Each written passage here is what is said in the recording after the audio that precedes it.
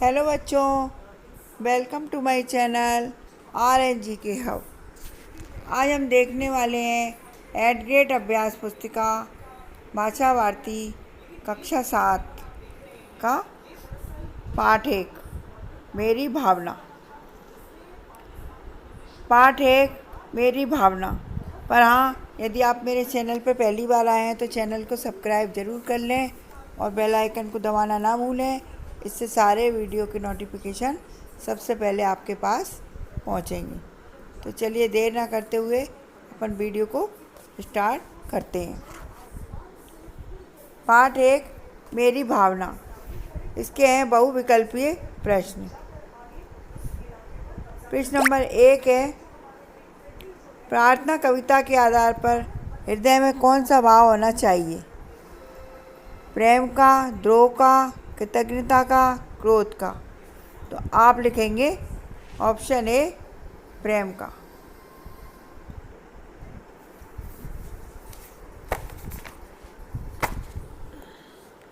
प्रश्न नंबर 2,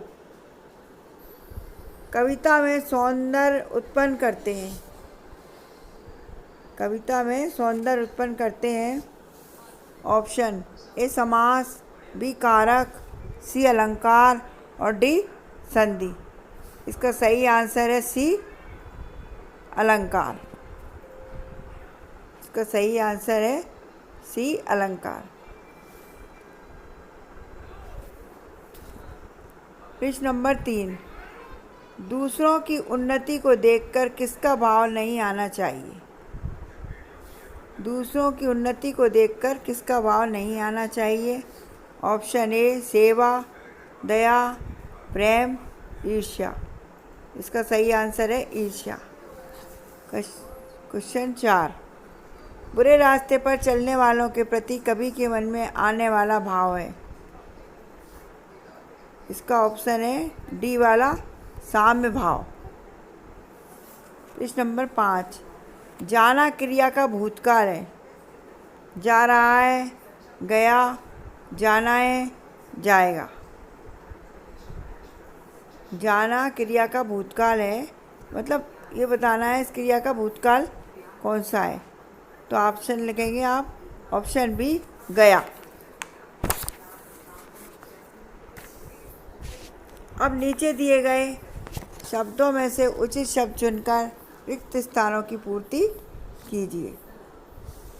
करुणा, ईर्ष्या, गुण, ग्रहण, वर्तमान काल, उपमा, न्याय मार्ग, साम्य, अनुप्रास, भविष्यकाल, कुमार्ग। मतलब इस तरीके के शब्द दिए हैं, इनसे अपन को इसमें भरना है। तो प्रश्न नंबर 6 में आएगा साम्य, साम्या।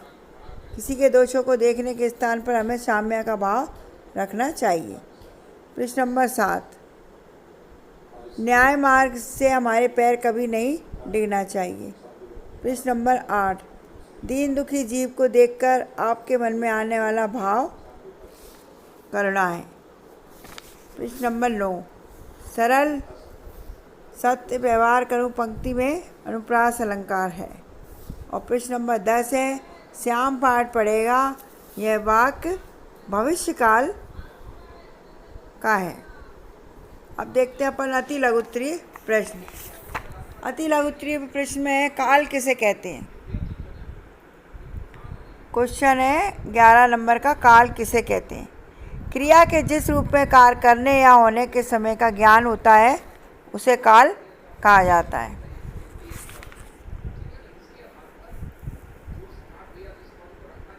अब अपन अगला देखते हैं। प्रश्न नंबर 12, फैले प्रेम परस्पर जग में मोह दूर पर हरा करे, अप्रिय कटुक कठोर शब्द नहीं कोई मुख से कहा करे। उक्त पंक्ति में आए अनुप्रास अलंकार वाले वर्ण छांटकर लिखिए। तो आप लिख सकते हैं पा, रा और का। ये अनुप्रास अलंकार वाले वर्ण हैं। अब प्रश्न नंबर 13 देखिए, मेरी भावना कविता में लक्ष्मी आए या जाए से कवि का क्या आशय है?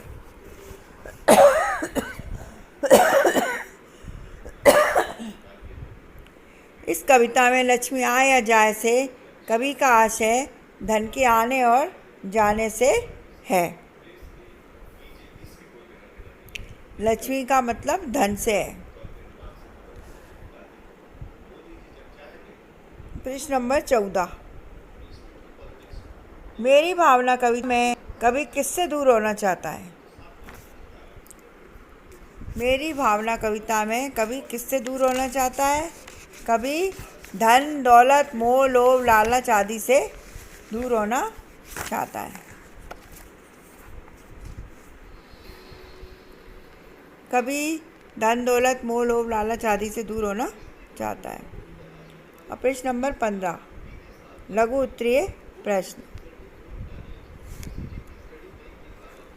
प्रश्न नंबर 15 है, लघु उत्तरीय प्रश्न है, हमें किसी से अप्रिय व कठोर शब्द क्यों नहीं कहना चाहिए? हमें किसी से अप्रिय व कठोर शब्द क्यों नहीं कहना चाहिए?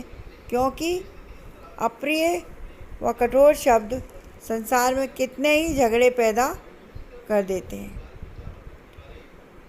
और इसका प्रभाव बहुत ही कष्टकारक होता है। इस कारण हमको किसी से अप्रिय और कठोर शब्द नहीं बोलना चाहिए। प्रश्न नंबर 16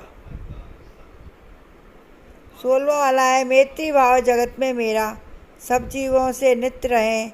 उक्त पंक्ति का भावार्थ अपने शब्दों में लिखिए। इस पंक्ति का अर्थ है, दुनिया के सभी जीव जंतुओं एवं पादपों से व्यवहार प्रतिदिन मित्रवत होना चाहिए।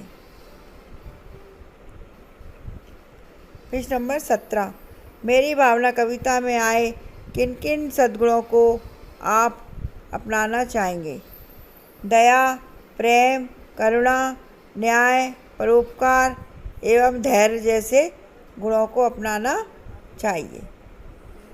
सद्गुणों को अपनाना चाहिए। अब है 18वां वाला, किसी व्यक्ति के किस किस व्यवहार को देखकर आप अनुमान लगा सकते हैं कि वह उच्च भाव वाला व्यक्ति है? तो किसी व्यक्ति के हम अच्छे व्यवहार को देखकर अनुमान लगा सकते हैं कि वो उच्च व्यवहार वाला व्यक्ति है। अब आगे अपन देखेंगे बच्चों दीर्घ उत्तरीय प्रश्न। दीर्घ उत्तरीय प्रश्न में क्या है? प्रश्न नंबर 19। प्रश्न नंबर 19 है, न्याय मार्ग पर डटे रहने के लिए हमें किन किन बातों से दूर रहना चाहिए? न्याय मार्ग पर डटे रहने से हमें किन किन बातों पर दूर रहना चाहिए? आप लिखो, न्याय मार्ग पर डटे रहने के लिए व्यक्ति को स्थिर और निष्कपट रहना चाहिए। उसे अपनी बात स्पष्ट और धारित रखनी चाहिए।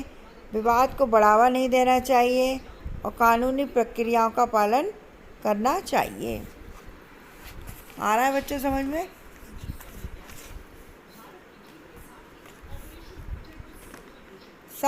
अब पाठ नंबर 20 है, सत्य और परोपकार की भावना से संबंधित शाला, पुस्तकालय में या अन्यत्र पढ़ी हुई कोई एक कहानी अपने शब्दों में लिखिए। तो आप इसमें कोई भी एक कहानी अपने शब्दों में लिख सकते हैं। मैंने यहाँ पे एक कहानी लिख दी है, आप उसको भी उतार सकते हैं, उसको अच्छे से पढ़ें और फिर अपने शब्दों में उसको व्यक्त कर सकते हैं। ठीक है बच्चों, वीडियो अच्छी लगी हो तो लाइक ज़रूर कीजिए। और हाँ, आप ये वीडियो किस शहर से देख रहे हैं ये भी मेरे को कमेंट्स बॉक्स में बताइए। Okay, thank you.